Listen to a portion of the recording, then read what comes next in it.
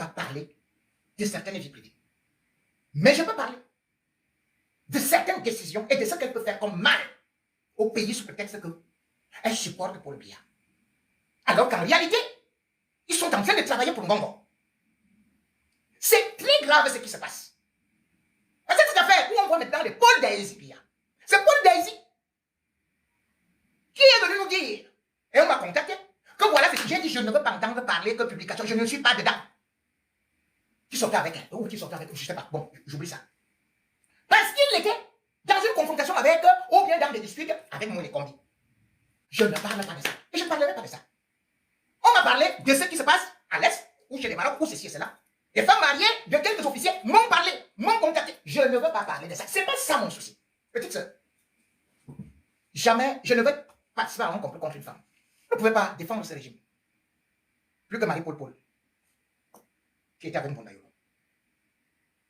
Marie-Paul Paul n'est-elle pas allée en prison? Pourquoi est-ce qu'elle est allée en prison? Vous ne pouvez pas défendre ce régime comme ceux qui faisaient l'émission pour Mbonda Yolo. Ce petit garçon que tu connais, Paul, s'attaquant à moi, je lui avais dit, ils vont te mettre bientôt en prison. C'est la seule chose que j'avais fait comme une sortie. Et quand elle est allée en prison, j'ai pris sa défense. Petite soeur, les mots, les combis, que ce soit ceux-là que je ne veux pas citer, ils ne peuvent pas te protéger. Et que c'est lui qui a porté plainte à Maurice Kamto. Alice comme, en disant qu'il voulait déstabiliser le pays. Mais dans la gauche, tu viens à droite. Sais-tu combien il touche? Non. D'abord, lui, il a écrit, il a parlé, qu'il va chercher à décaler. Après, bien. Puis c'est dans tous les cas, bien va tomber. Jeune sœur, tu as encore ta vie, non? J'avais dit à Martinez ce coup. J'avais dit que c'est les gens à gauche, les gens à droite qui sont maintenant dehors, non? Et qui a démarché? Pendant que toi tu es en train d'écrire des simples choses là, non seulement ils ont que nos emplois étaient dans le plan de déstabilisation. Puisque rien que le simple fait de prendre l'officier supérieur de la DGE, de le soumettre, sous prétexte que je le dépanne un peu, de le soumettre à ton autorité, cela veut dire que ils étaient en train de viser une atteinte à la sécurité de l'État. Vous avez d'ailleurs pu constater que même en Guinée équatoriale, nos soldats s'est retrouvés là-bas, soit disant qu'il représentait que c'est lui qui a fait qu'on arrête les mercenaires qui voulaient aller faire le coup d'État contre Obiangema. C'est au niveau de sa télévision que un autre journaliste, Zé, qui a démissionné, enfin, qui est parti parce qu'il avait refusé la diffusion des informations fausses qu'ils avaient concoctées contre moi. Zé est parti, il a été chassé. Mais vous savez donc que au moment où on était en train de concocter tout cela, on avait eu une émission spéciale qui était passée par Vision 4, où les gens appelaient, où on a saccagé le DGSN, Mbargangeli. On parlait des milliards qu'ils se seraient partagés, qu'ils auraient bouffé avec les hommes des Somlois. Ils sont donc dans la déstabilisation de l'État, puisqu'ils devaient faire un coup d'État, et ils n'ont jamais perdu cela dans leur idée. Benjamin droite poursuit donc cette émission. C'est pour ça qu'il est dehors, pour tuer les sales boulots. Il n'a pas été libéré pour rien. Et on a dit qu'on a fait ceci. Mais on t'a pris. On t'a gardé, tout le monde le sait. Et que tu es dehors, en liberté provisoire, sous condition, c'est qu'il n'existe pas dans le droit. Et vous m'avez dit qu'on a dit que, mais c'est prouvé. Tu es inculpé. La fête de Brian Fomba, tu es en cellule. Et on est parti démarcher pour que tu sortes des hommes là. Tu ne vas pas dire qu'on est en train d'inventer des choses. Vous êtes en train de créer une peur. De vous passer pour des journalistes. Vous ne l'êtes pas. Vous ne l'êtes pas. D'après vous n'avez jamais obtenu même une reconnaissance nationale. Moi, je suis parti du Cameroun, j'étais déjà pris le Cameroun Press Awards. Hein. Awards. Devant votre channel, j'avais remporté. Moi, j'ai eu le prix du comité de l'excellence africaine quand je partais. Et moi, j'ai formé. Vous avez déjà formé qui? Vous parlez des choses qui parlent vous. Peut même dire qui dans une chaîne d'ici. Mais moi, je suis passé partout. Et quelqu'un vient s'asseoir pour dire que, oh, machin, c'est la même chose qu'on a vu avec Meunier. Jules Meunier. Lui aussi, il est devenu grand connaisseur de la géopolitique et de défendre Paul Biya. Et il donne des cours à Marie-Roger Bilois. Les grands avocats, les grands intellectuels, ils s'étaient épatés que Alain Jules Meunier dise que oui, vous savez que le Cameroun, c'est Paul Biya qui vraiment veut libérer le Cameroun. C'est le Cameroun est vraiment avant, il n'y avait pas ceci concernant de l'eau. Vous savez que le Cameroun est déjà mieux que tous les autres pays. Vous savez que c'est. Il était devant les salons Foucault et devant des personnalités dignes de ce nom. Quand il est en train de raconter ça. Et les villageois, sont toujours là en train de dire que, et défendent Paul Biya comme patriarche. Mais, un État n'est pas fait pour les patriarches. On veut un chef d'État, non des patriarches. Les patriarches s'occupent de leur famille. Blaise Biya a des problèmes. Les yeux sont en train de se fermer. Elle est abandonnée là-bas en Suisse, c'est qui qu'on la poursuit. Junior Biya est en train de grossir comme ça, comme une pastèque. Comme Bibengoum. Il risque de s'éclater bientôt. De l'autre côté, on voit Franck Biya qui ne cherche que les femmes et les oncles de ses propres oncles. Mais un patriarche s'assoit au village. Et il n'est pas le village de Paul Biya. Il entre en Bomaka, il s'assoit là-bas. Il fait le conseil des sages. Ça veut dire que nous défendons notre patriarche. Les patriarches, jamais dans un village. Ils ne sont même chefs de village. Ils sont appelés en consultation. Et le Cameroun n'est pas un village. Ce n'est pas un village du Sud. Ce n'est pas un village des bandits. Il dit à sa fille que, pardon, ta langue se coupe un peu, coupe un peu. Il peut même mettre le cadenas au niveau de la langue de sa fille. Il dit à son fils que ne mange plus trop, ne fume plus devant tes enfants. Ne donne plus les comprimés de toxicomane à tes enfants. Voilà ce qu'un patriarche doit faire. Votre patriarche a réussi à quoi? S'il ne parvient pas à faire que sa famille réussisse, vous venez le défendre. Pour les Camerounais qui n'ont aucune parenté avec lui. Ton patriarche n'est pas mon patriarche. N'est pas le patriarche d'un Sawa. N'est pas le patriarche d'un Bassa. N'est pas le patriarche d'un Bakweli. N'est pas le patriarche d'un Bel. Le Cameroun n'est pas un village. Ce que vous faites est étrange. Vous parlez la même langue. Et vous croyez que c'est vous. Oh, on va répondre, on va faire ceci. Mais vous partez où? Vous croyez que qui vous écoute? Vous croyez que quand moi je parle, quand Marie-Roger Bilois parle, au Calix Royal parle, on va vous écouter? Si vous aviez des capacités, on vous aurait recruté. Dans des médias internationaux, pas les médias du village. On est dit, alors, Jules Meunier.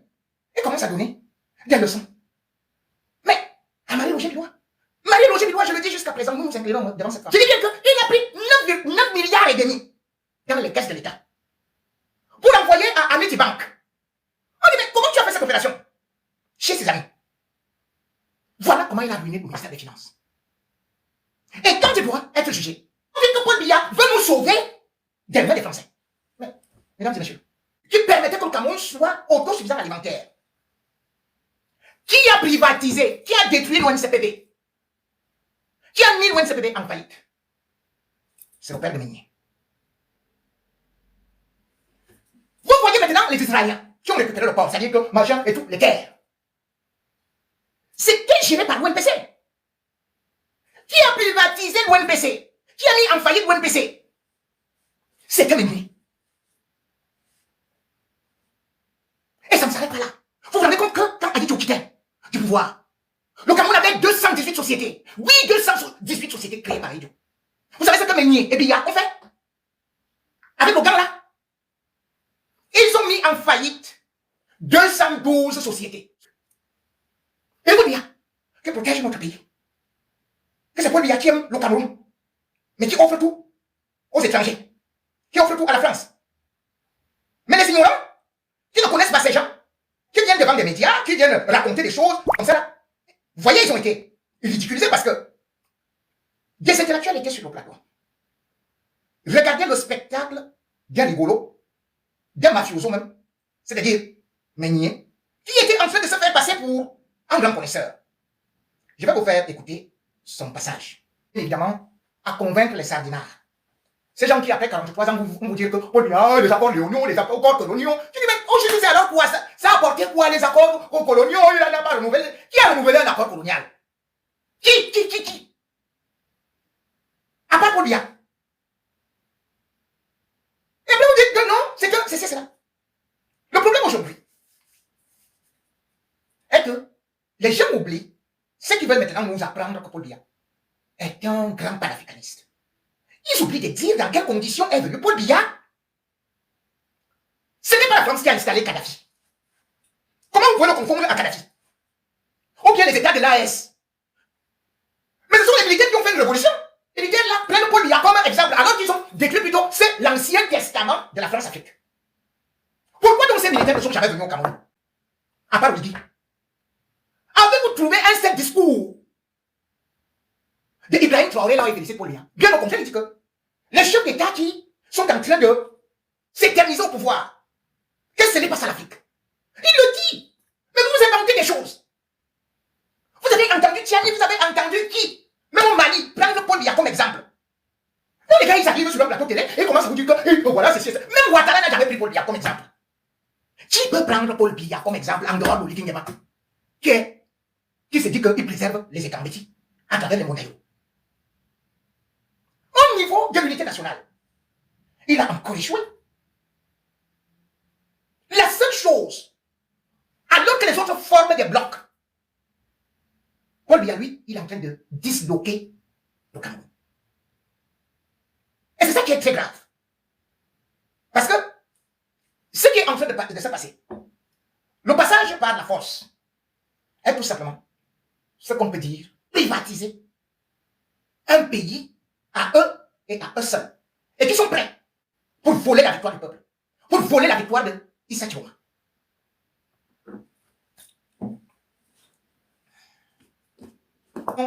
On nous a dit que oh, c'était les nordistes qui voulaient déjà déstabiliser Paul Biya.